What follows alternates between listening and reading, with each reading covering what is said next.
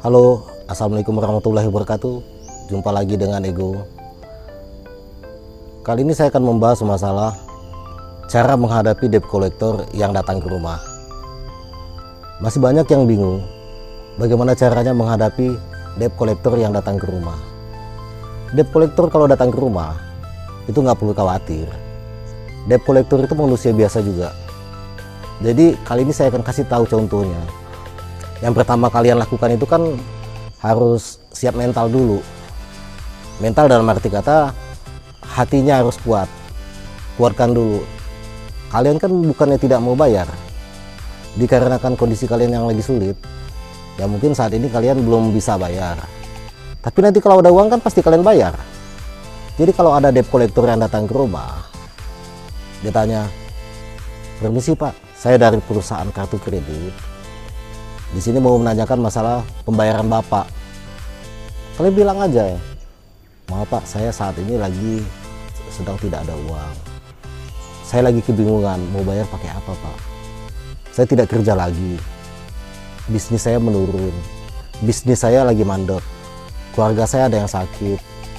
Pasti kalau ada uang, saya utamakan untuk biaya berobat dulu Pak." Kalian tanya juga, "Maaf Pak, kalau boleh tahu, mana surat tugas Bapak?" Kalian lihat surat tugasnya. Namanya siapa? Oh iya, namanya dari perusahaan ini. Kalau debt collectornya datangnya berdua atau bertiga, kalian lihat nih surat tugasnya ada berapa orang? Satu orang. Oh, namanya si A. Yang dua lagi, "Maaf Pak, ini surat tugasnya hanya satu orang. Berarti hanya Bapak yang bisa bicara sama saya." Yang dua lagi, "Maaf, silakan tunggu di luar atau tunggu di depan." Kan surat tugasnya cuma satu orang. Kalian bicara hanya kepada yang mendapatkan surat tugas itu. Kalau dia tidak bisa memberikan surat tugas itu, kalian bilang aja, "Maaf Pak, saya mohon maaf, Bapak tidak bisa menunjukkan surat tugas dan saya tidak tahu pasti Bapak itu siapa. Bapak silakan pergi aja Pak. Nanti kalau Bapak sudah ada surat tugas, Bapak kembali lagi." Lakukan seperti itu. Kalau dia bisa menunjukkan surat tugasnya, "Ini surat tugas saya. Nama saya ini dari perusahaan ini, tugas saya untuk menagih Bapak." Kalian lihat, oh iya, betul. Oke Pak, kondisi saya saat ini, saya tidak mampu bayar. Saya tidak bisa lagi untuk berbuat apa-apa. Saya sudah dipecat dari perusahaan, saya sudah resign dari perusahaan. Saya tidak punya uang lagi. Tapi kalau nanti saya sudah ada uang, pasti saya bayar. Nanti debt collector akan bilang, "Kapan Bapak mau bayar? Kapan tepatnya? Bapak harus janji." Saya tidak bisa bilang, "Pak, kapan saya bisa bayar?" Tapi saya akan usahakan secepat mungkin. Kalau ada besok saya kasih, kalau ada minggu depan saya kasih, bulan depan saya kasih. Tapi saya tidak tahu pasti kapan Pak. Kalau gitu ini buat surat pernyataan. "Maaf Pak, saya belum bisa nulis surat pernyataan." Ya saya tahu di saat awal perjanjian, di saat saya mengajukan kredit, itu sudah cukup semuanya. Kalau debt collector tetap memaksakan untuk menandatangani surat pernyataan, kalian tetap jangan mau. Nanti debt collectornya dia akan memberikan solusi. "Pak, gini aja, Bapak cicil selama 12 bulan atau 6 bulan, bagaimana?" Bilang aja, "Bapak, kalau Bapak bilang saya harus mencicil, dari mana uang cicilannya itu? Saya makan aja sudah tidak bisa. Terus bagaimana penyelesaiannya? Saya pasti menyelesaikannya. Tapi saya tidak tahu kapan. Siapa sih yang tidak mau melunaskan hutangnya? Hutang adalah hutang. Tetap saya bayarkan. Tapi kan tunggu rezeki Pak." Kalau debt collector masih tetap ngotot dan bicara yang kasar, pokoknya saya tidak mau tahu, ini harus selesai. Kamu itu sudah menipu ya, sudah tidak mau bayar. Nah, kalau debt collector sudah bilang gitu, kalian tersenyum aja. Gini aja Pak, kalau misalnya Bapak tidak berkenan, silakan dari perusahaan Bapak memberikan saya hukuman sesuai dengan prosedur yang ada di bank Bapak. Bapak mau mengajukan pengadilan, silakan, saya tunggu, kita ketemu di pengadilan. Bapak mau mengajukan untuk lapor saya ke polisi dengan penipuan, silakan.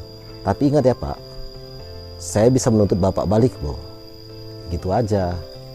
Kalau debt collectornya yang kasar, dia badan besar, dia masih ngotot, marah-marah, kalian bilang aja, "Bapak, saya ini orang lemah, saya tidak bisa buat apa-apa. Lihat Bapak pun melihat bapak yang badan besar ini, saya sudah takut, Pak. Bapak pukul saya, mungkin saya jatuh, saya pingsan. Bisa jadi saya mati.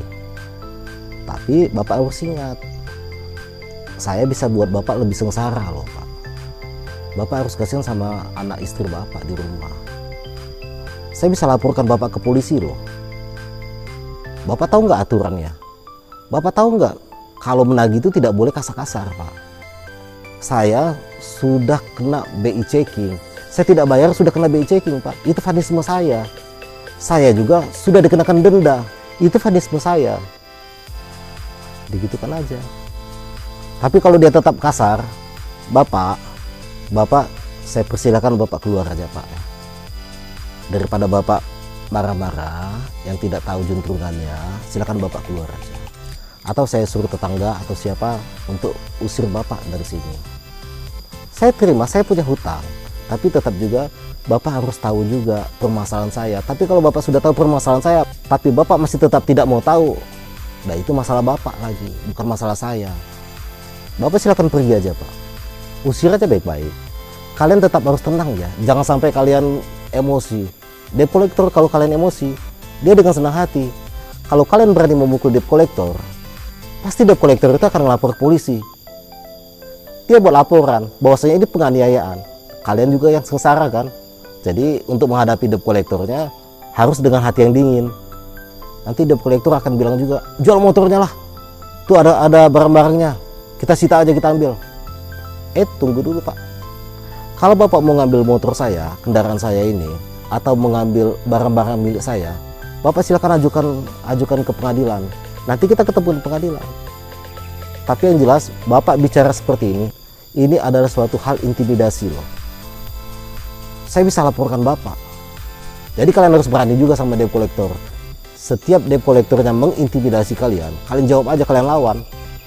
Lawan itu bukan dalam arti kata kalian harus teriak-teriak juga ya. Nggak boleh gitu juga.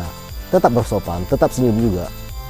Kalau ngusirnya sopan juga. Walaupun kalian jago berkelahi, kalian jago badannya besar juga. Tapi kalau berkelahi itu kan bukannya suatu solusi, malah membuat kalian sengsara juga. Ya Pak, silakan Pak. Bapak silakan pergi aja. Kalau ada apa-apa Bapak kurang senang, Bapak lapor saya ke polisi. Tapi kalau saya kurang senang sama Bapak, saya akan lapor Bapak ke polisi. Ini pribadi loh, Pak. Karena di perusahaan itu tidak boleh menagih sembarangan sama nasabahnya. Berarti Bapak menggunakan secara pribadi loh. Saya tidak akan melawan Bapak, tapi saya akan laporkan Bapak ke yang berwajib. Saya laporkan ke polisi. Selesai kan? Kalau debt collector mau ngajak kalian ketemunya di luar, selain di rumah, selain alamat nasabah, kalian jangan mau juga. Nanti ditelepon, Pak, nanti ketemu di sini aja Pak. Saya posisi di alamatnya ini. Kita ketemu di sini aja. Nanti kalau ketemu di rumah Bapak, nanti Bapak malu. Tetap kalian jangan mau juga. Kalau mau ketemu, datanglah ke rumah. Bilang, Pak, saya punya rumah, saya punya alamat yang jelas. Bapak silakan ke rumah saya. Tutup teleponnya. Dia kirim pesan melalui WA atau melalui SMS, nggak usah dibalas. Kalau dia mau datang ke rumah. Kalau mau nagih ke rumah. Dan bagaimana dengan emergency call-nya? Atau keluarga yang tinggal tidak serumah? Biasanya pasti kita kasih emergency call-nya kan? Kalau ke emergency call, dia tidak boleh menagih. Tetap juga dia hanya menanyakan kondisinya seperti apa, di mana bisa ketemunya. Hanya seperti itu aja yang bisa ditanyakan ke pihak emergency call-nya. Kalau kalian tidak senang menerima telepon dari debt collector, gak usah diangkat. Dalam aturannya, debt collector pihak atau pihak bank tidak boleh menelpon berulang kali yang membuat kalian resah. Kalau dalam satu hari kalian sudah angkat telepon sekali, sudah dijelaskan, ya sudahlah, itu udah cukup. Mau apa lagi dia? Tapi yang harus kalian ingat, hutang adalah hutang, tetap harus dibayar. Mau bayarnya kapan? Itu tergantung kalian lagi, tergantung rezeki yang dikasih Allah. Betul nggak? Tinggal berdoa, ya Allah, ya Tuhanku, tolong dapatkan rezeki yang banyak, amin. Ya tunggu lagi lah. Yang penting usaha dan doa. Mau bayarnya kapan? Ya, tunggu rezeki kalian. Kapan itu? Tunggulah ada uang. Mungkin itu aja informasi yang bisa saya berikan kali ini. Kalau ada pertanyaan, kalau masih kesulitan, silakan kalian tulis di kolom komentar. Tapi jangan lupa juga kalian subscribe, dan share video saya ke sanak famili, saudara-saudara kalian, teman-teman kalian yang sedang mengalami kesulitan. Assalamualaikum warahmatullahi wabarakatuh.